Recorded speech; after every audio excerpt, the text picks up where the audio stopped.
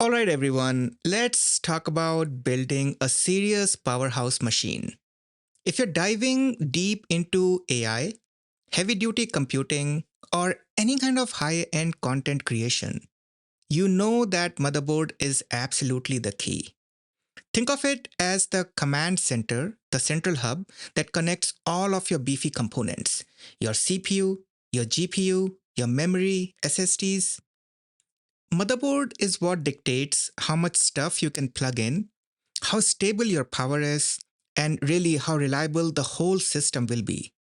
And that brings us to the star of today's show, the Asus Pro W790E-SAGE SE. And you will see that on the desk right now, there is also its smaller brother, the Ace motherboard, which is currently in my build right now. But the Sage motherboard is a beast. This is built for people who need the absolute best.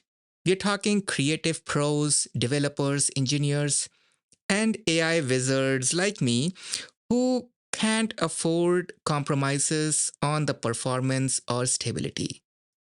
So make no mistake, this is a top tier workstation board which comes with the price, but it is designed from the ground up to squeeze every last drop of performance out of Intel's Sapphire Rapid processors. So we're talking Xeon W3400 and Xeon W2400 series CPUs. And if you wait till the end of the video, you will see how it is all related to and configured just out of the box for some engineering sample processors. And more about that will come towards the later half of this video. So let's get back to this motherboard.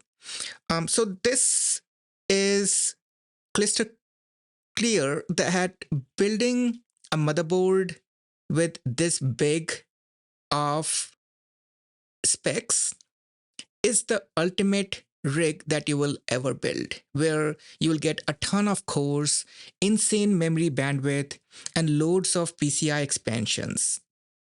And all these options are actually non negotiable for AI researchers and developers like me. Now, the very first thing that you'll notice about this Sage SE board that it is big. It is seriously big. It is huge. We are talking the SSI EEB form factor over here, which measures a huge 12 by 13 inches. And that is the extended ATX footprint. And it immediately tells you that it will need a roomy home. Now you're looking at a compatible full tower case, or maybe even a specific rack mount solution designed for these larger boards. Your regular average mid-sized mid tower cases that's not going to cut it over here. Okay, so what makes this board tick? Even though I have another W790 chipset board over there, why did I buy this big brother of the board? Let's go deeper into that and it'll make more sense when I explain certain features over here. So this is the W790 Intel chipset. Like I said, this is the brain power behind the scenes, managing all the connections for Intel's Sapphire Rapid generation of Xeon W processors. And speaking of processors, you need the massive Intel LGA 4677 socket to house those powerful Xeon W2400 and 3400 series chips, and also some engineering sample chips that we'll talk about in a little bit. So, just a heads up, installing these CPUs requires a specific carrier frames like the even A or even B, which usually comes with the retail CPUs, and it is also sometimes available in the motherboard boxes, or you may need to grab them separately. Now, powering these hungry CPUs takes some serious muscle, and Asus did not skimp over here. The Sage SE uses a robust 1411 power stage design, which is part of their Extreme Engine Digi Plus setup. This means high quality components like DRMOS power stages, fancy microfine alloy chokes, and tough 10K black metallic capacitors that you can see. So why all the fuss? Well, top-end Xeon W chips can pull a lot of power. Now think 350 watts of TDP, and even more when pushed to its limits. And this board is designed to handle it smoothly, even allowing for overclocking. Yes, overclocking on a workstation board. And we are not just talking about CPU overclocking, this also allows for your memory, your RAM overclocking as well. So you can tell Asus means business just by looking at the power connectors over here. We're talking dual 24-pin ATX main power connectors, four 8-pin ATX 12-volt CPU power connectors, plus extra 8-pin and 6-pin PCI power inputs right on the motherboard itself. That's way beyond what you see on a typical desktop board. Now, this kind of over engineering ensures a rock solid power, not just for stock speeds, but especially if you are loading it up with multiple power hungry GPUs for AI training or rendering. Or if you're brave enough to overclock these Xeons, you can go for it. Those huge VRM heatsinks with the tall fins, they aren't just there for the show, they are actually crucial for keeping the power delivery components very cool during those marathon work sessions, something that we'll use for AI very soon. And this prevents any kind of throttling that will come into picture while we are pushing the system to its limits. And get this, that for the absolute most extreme power needs, you can even power this board with two separate power supplies. And that really shows you the kind of power budgets they designed this thing to handle. If you need slots, the Sage SE delivers in spades, especially when it comes to PCIe 5. This board is rocking 7 full-length PCI X16 physical slots. Now, pair this with a top-tier Xeon W3400 series CPU, which brings up to 112 PCI lanes to the party. And those slots light up electrically as in that order: X16, X16, X16, X16, X16, one X8, and then the last one again, X16. That is insane. That gives you incredible flexibility to install multiple beefy graphics cards. And that can be like double or even triple slot cards. Super fast network cards, NVMe storage adapters, all running with the massive bandwidth. And remember, PCIe 5 doubles the speed of PCIe 4, so up to 64 Gbps. And both ways for an X16 slot is what we're talking about over here, which is vital for feeding those data hungry AI GPUs or enabling the next generation storage and networking over here. Just keep in mind, if you opt for Xeon W2400 series CPU with its 64 lanes, you will be limited to using only 4 slots. Using so electrically, that will be running at X16, X16, X16, and X16 over here, and you'll be missing out on the remaining 3 slots at the bottom. So Asus also included their safe slot reinforcement on the slots to help support these incredibly heavy high performance GPUs over here.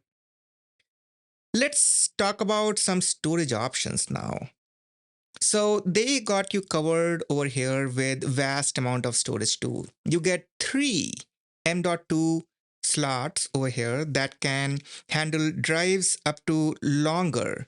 And we're talking 22110 format, not just the regular 2280 that we are used to. So if you're using a W3400 CPU, the first 2 M.2 slots connected directly to the CPU, they work and they run at blazing PCIe 5 times 4 speeds for the maximum NVMe performance. Now, quick note, these first 2 slots are disabled if you're using a W2400 CPU. The third M.2 slot connects through the W790 chipset and runs at PCIe 4x4 speeds. All these slots come with heatsinks and even backplates to keep your drives cool under extreme pressure. And Asus's QLatch system means that you can install drives without fiddling with the tiny screws and tiny screwdrivers over there. But wait, there is a little bit more on this board. As you can see, the board also includes two slim SAS ports on the side. And each of these ports support PCIe 4x4 NVMe drives. And these are the connectors you often see in servers, which let you directly hook up U.2 or U.3 NVMe SSDs for more enterprise-style storage. I don't have them. And of course, for standard drives, you have 8 SATA 6 Gbps ports over here. So if at all I need, I'm going to be using those. But you do have RAID as an option in your menus in BIOS. And with Intel VROC for your PCIe NVMe drives, which supports RAID 0, 1, 5, 10. And you may want to need a hardware key for some levels over here. And you can also use Intel RSTE for your SATA drives. Also, RAID 0, 1, 5, 10 is available for that. Let's move on to networking and connectivity, and let's talk about how do you get connected on this. So for serious data transfer speeds, the SAGE SE integrates dual Intel X710 82 10 gigabit Ethernet ports. Yes, dual 10 gigabit Ethernet ports. And this is huge for pros moving massive files, hitting network storages, or doing distributed computing stuff, which is common in AI and high performance computing. So on top of that, there is a separate Realtek 1 gigabit Ethernet port, and that is a dedicated port only for the baseboard management controller, BMC. And we'll talk more about that in a second. So let's hold on to that. This is essentially a dedicated management port, which means you can remotely manage the system even if the main operating system is down or the main network isn't even working. Asus also throws in their LAN guard tech for some electrical protection on those ports. All right, let's check out the back panel now. And the I/O is stacked over here. You get one superfast USB 3.2 Gen 2x2 Type-C port that is 20 Gbps. Now you also get 5 USB 3.2 Gen 2 ports, 10 Gbps. One is a Type-C and 4 of them are regular Type-A. Two trusty USB 2.0 Type-A ports. Those two 10 GB Ethernet jacks that we talked about, this is Intel X710 the dedicated 1 GB management LAN port, the BMC port, standard 5 analog audio jacks, which is powered by Realtek S1220A. Then there is a optical SPDIF out port for digital audio, a VGA port. This is the one that is driven by the AST2600 BMC that we talked about a little while back, and a handy BIOS flashback and a clear CMOS button right there. Now, do not forget about the internal headers for hooking up your case's front panel ports right here, which include connectors for USB 3.2 Gen 2 Type-C, Gen 1, and USB 2.0 on top of everything we talked about. All right, beyond the raw specs, what really makes the Pro W790E-SAGE SE a true workstation board are various things that stand out. First up is the support for massive amount of memory, up to 2 terabytes Yes, that's terabytes of DDR5 ECC registered DIMMs, also known as RDIMMs, across its 8 slots. ECC, or error correcting code memory, is a big deal for stability. It can automatically detect and fix single bit memory errors on the fly. And why does this matter? So imagine running a complex simulation or training an AI model for days, and a single tiny memory error could corrupt your results or crash the whole system. This is where ECC comes in and helps prevent the headache. Now, another killer feature, usually found in servers and available in this board, is the built-in A-Speed AST2600 Baseboard Management Controller, or BMC. And this is like a mini computer living on your motherboard. It gives you full out of the band management capabilities through something called IPMI. IPMI stands for Intelligent Platform Management Interface. So, using that dedicated 1 GB management LAN port, you or any other IT admin that you are working with can remotely check your system health. A lot of tools can be run over here, like you can see temperatures, voltages, fan speeds. You can control the power, turn it on or off, reset it, get into the BIOS, your UEFI, mount virtual drives, even get full remote keyboard, video, and mouse, the KVM capabilities, all completely separate from the main CPU and operating system. And this is incredibly useful for managing workstations that aren't physically accessible. If you want to fix any boot problems remotely or just want to keep an eye on things without interrupting the user, this comes in very handy. Asus also really emphasizes the board's reliability, talking about 24 by 7 operation over here and making sure lots of different hardware works with it through their qualified vendor list, QVL. And the features like BIOS flashback means that even if you mess up your BIOS, you can update the BIOS very easily, even if you do not have a compatible CPU installed in it yet.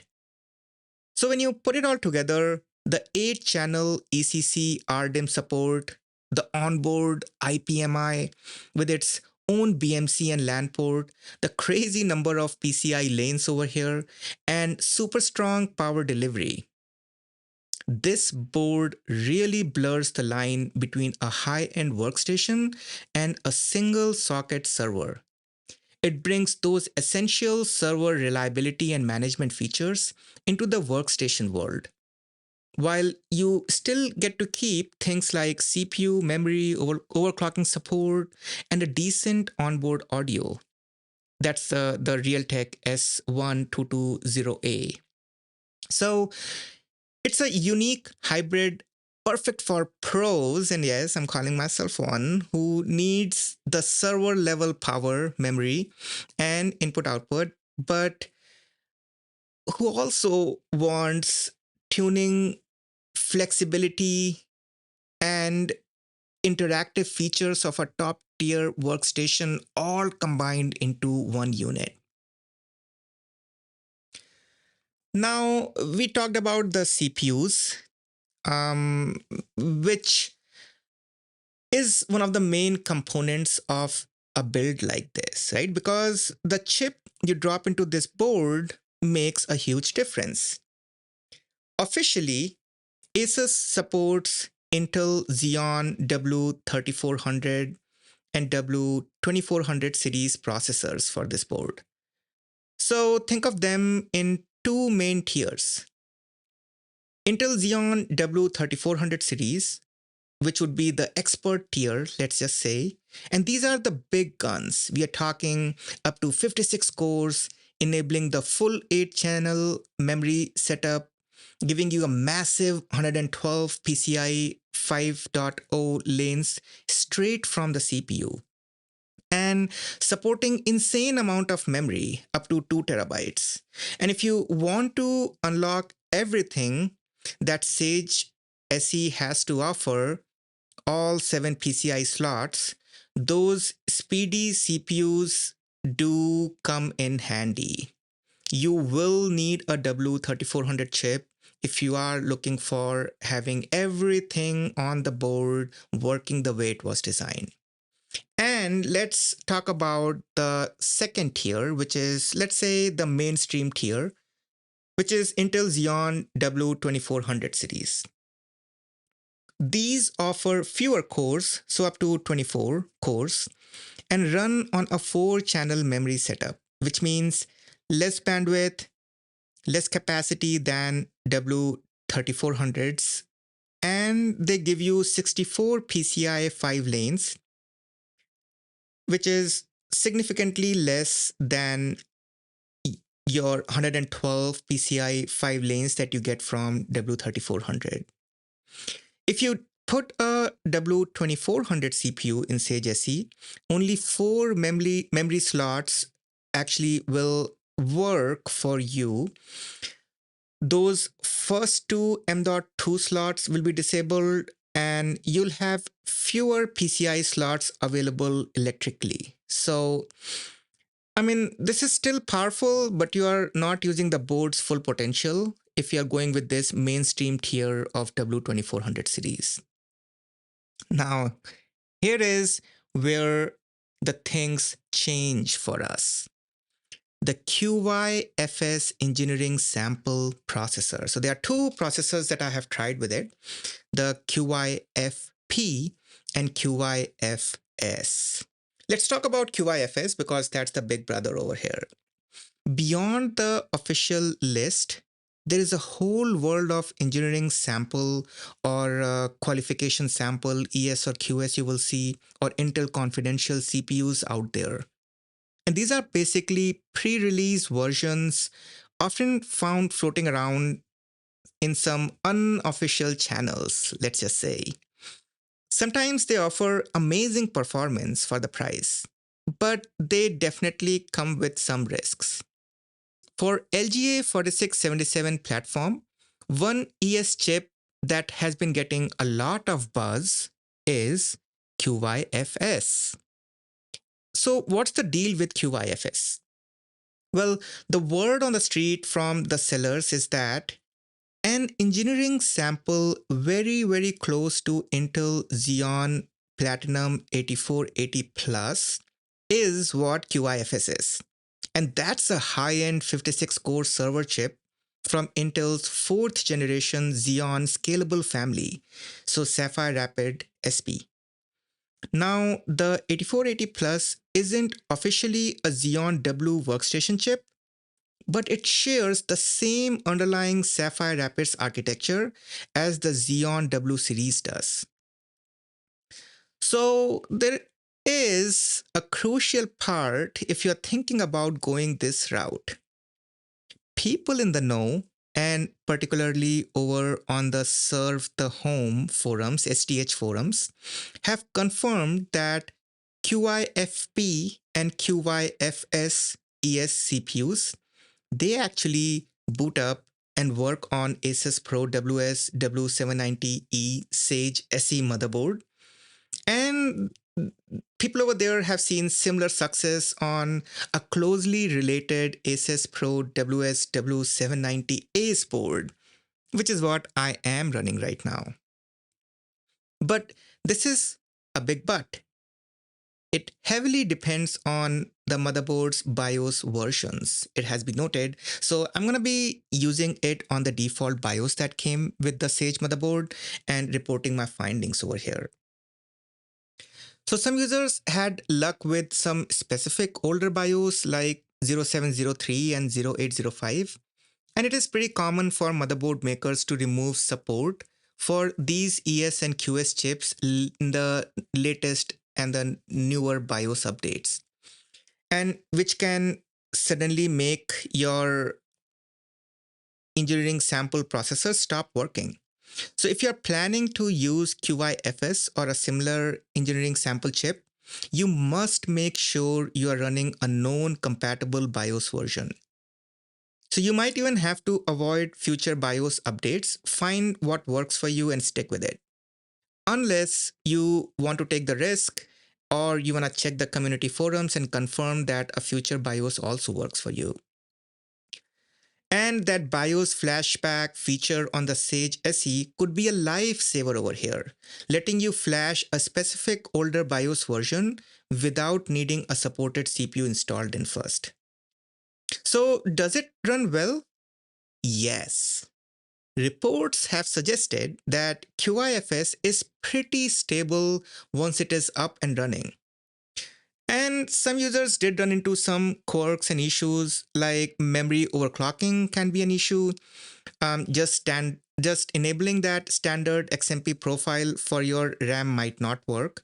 You might need to manually tweak the frequency and timing in the BIOS to get the speeds faster than the base 4800. Also, there have been some benchmark weirdness for some users where the performance can vary a bit.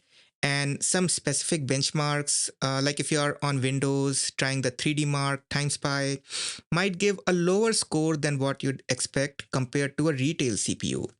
And this could be due to how the benchmark is optimized or just the nature of these engineering sample chips.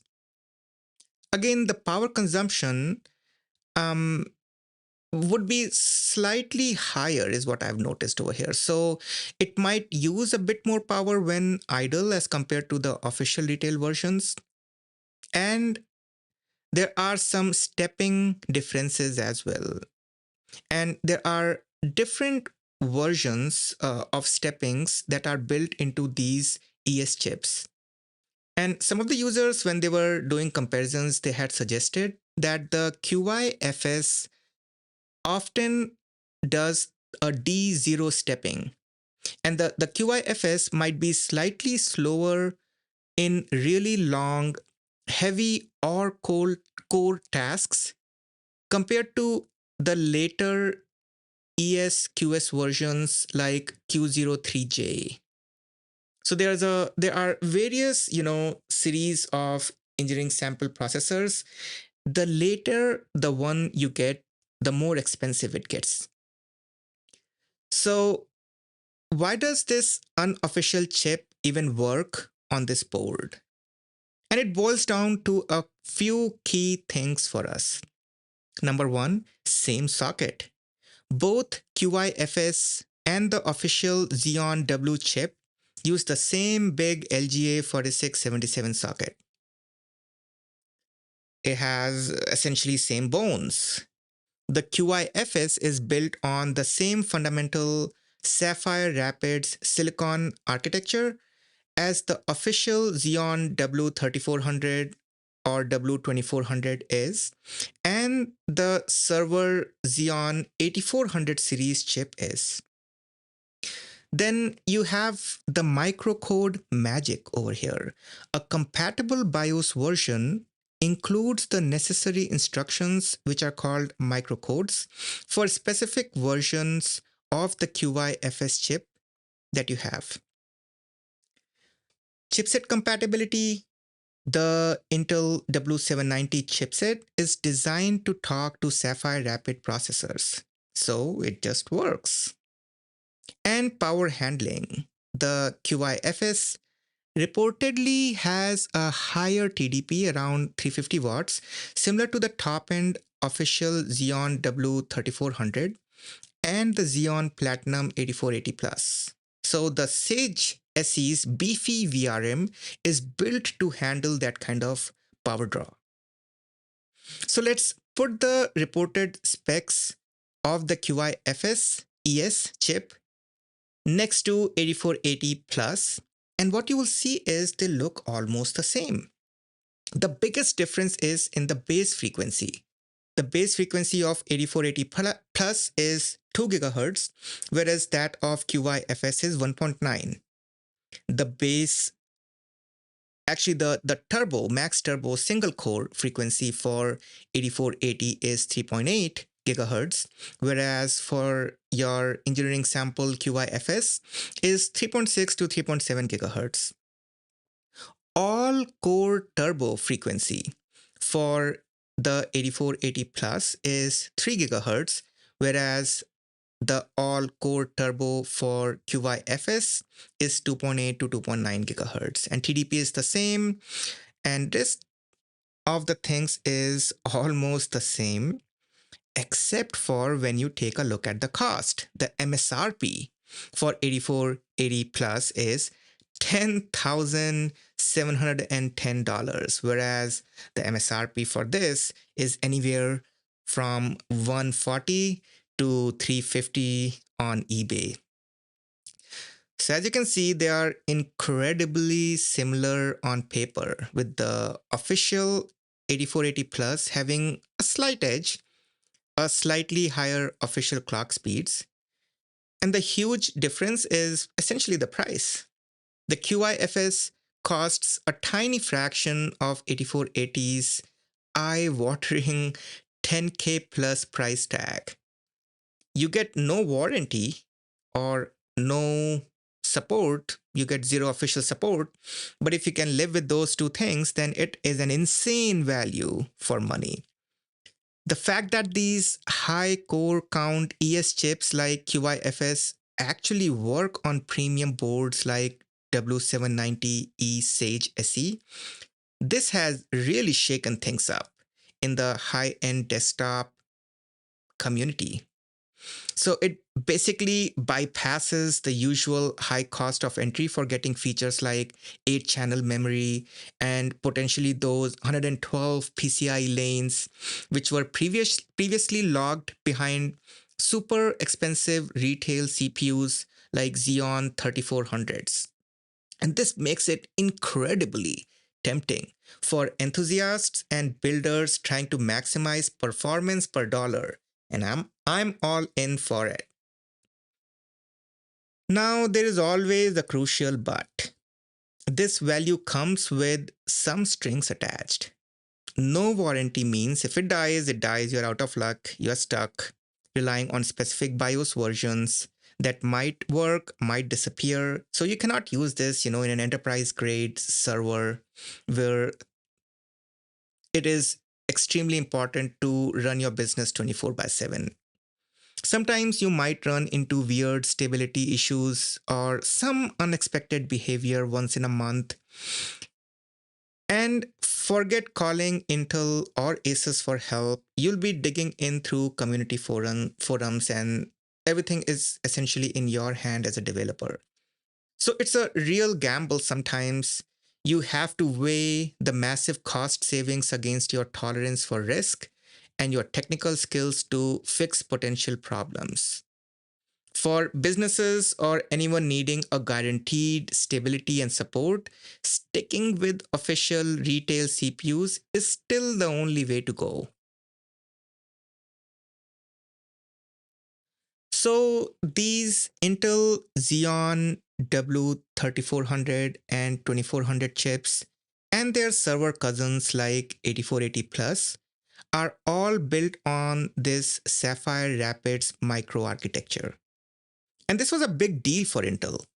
Not only did they use the Golden Curve CPU core design, which you might recognize from their 12th gen core processors, but they also baked in some dedicated hardware accelerators specifically to boost artificial intelligence and machine learning tasks, which is Intel AMX, the Advanced Matrix Extensions, which is the AI powerhouse. The star player for AI in Sapphire Rapids is AMX. So think of AMX as a built-in turbocharger inside each CPU core, specifically designed to speed up the matrix multiplications, math that is heavy lifting behind most deep learning algorithms. And how does it all work? So AMX uses something called tiled architecture. And this has two main parts. One is tiles. So these are basically special 2D register files inside the code. And they can hold bigger chunks of data compared to traditional vector registers. So each core gets 8 of these 1 kilobyte tile registers. And then you have something called TMUL, tile matrix multiply. And this is the engine attached to the tiles. And it performs matrix multiplications directly on the data sitting in those tiles. So this tiled setup lets AMX chew through the larger matrices in a single go. And this dramatically speeds up the coarse math used in neural networks. So you can kind of picture it as a specialized matrix math coprocessor working alongside the regular CPU, and the AVX vector units just become super performant in this case. Now, AMX performance and the speed boost that you get from AMX is massive. And it is especially for data types that are most common in AI, which is int8 or the 8-bit integer, often used for running trained models, and BF16 or the bfloat16, which is popular for training models. Now, compared to the previous generation best efforts using AVX512VNNI, which is vector neural network instructions, AMX offers a huge jump in throughput. So, int8 AMX can crank out roughly 2048 int8 operations every clock cycle per core.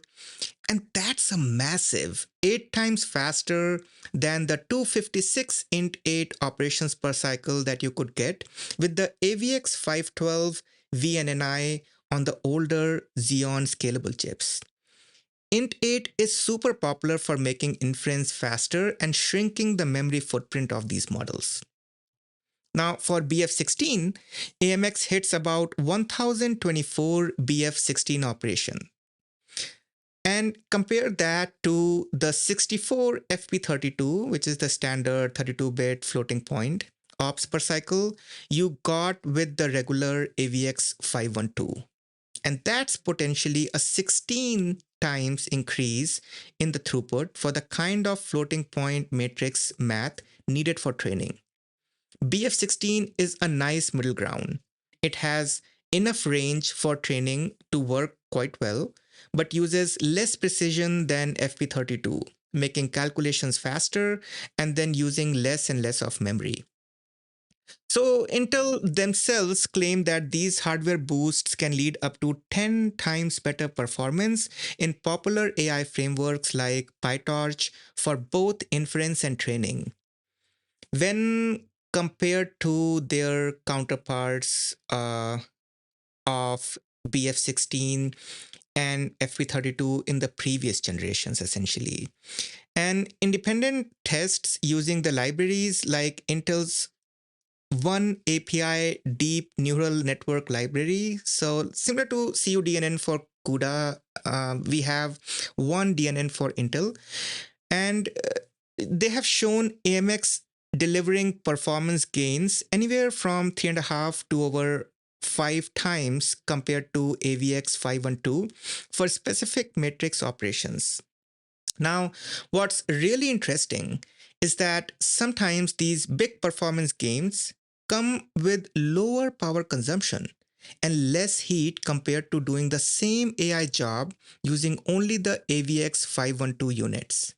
Now, that suggests that the dedicated AMX hardware isn't just faster, but also more power efficient for its specific job. Now, while AMX is laser focused on matrix math, Sapphire Rapids still fully supports and even enhances the advanced vector extensions 512, which is the AVX 512 instruction set.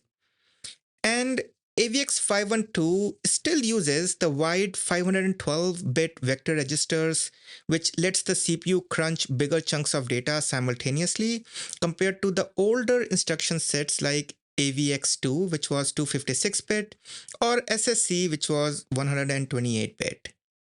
So AVX 512 includes the special bits like VNNI, and it is still super important for speeding up the whole range of tasks that aren't just the matrix math that AMX handles.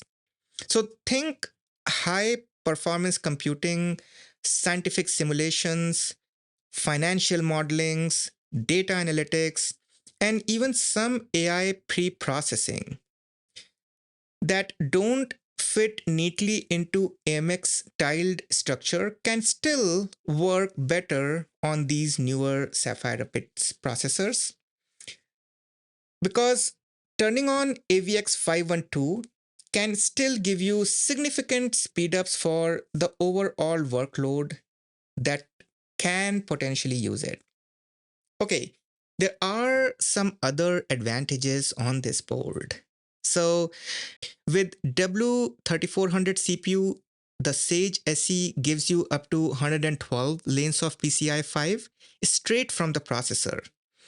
And the massive bandwidth of PCI 5, up to 64 Gbps both ways per X16 slot, is a huge win for AI operations.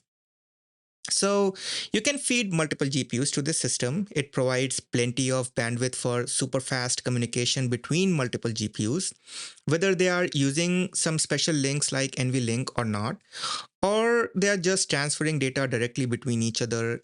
This is absolutely critical when you are training massive AI models across several GPUs. Again, PCI 5 NVMEs also have their full potential, which means you can load enormous amount of data sets or models or the checkpoints from storage into your system RAM or into your GPU memory incredibly fast. And then you have the next gen networking, and you are ensured that the future superfast network cards like 100 GB or 200 GB Ethernet connections or InfiniBand adapters won't get choked by PCI interfaces when moving huge amount of data for distributed training. All right, so when you combine the dedicated matrix acceleration, the powerful general purpose vector processing, the high core counts, the massive memory bandwidth, and all that high speed input output using PCI 5, the Sapphire Rapids platform on W790E-SAGE SE becomes a seriously capable and flexible engine for AI work. And it feels like Intel's strategy here is to make the CPU itself a much stronger player in the AI world. For certain types of scales of AI tasks, especially inferencing or training medium-sized models, this powerful CPU might reduce need for dedicated accelerators like GPUs or TPUs, and potentially offering benefits in latency, data handling, or the overall system cost if you want to go with these engineering sample CPUs.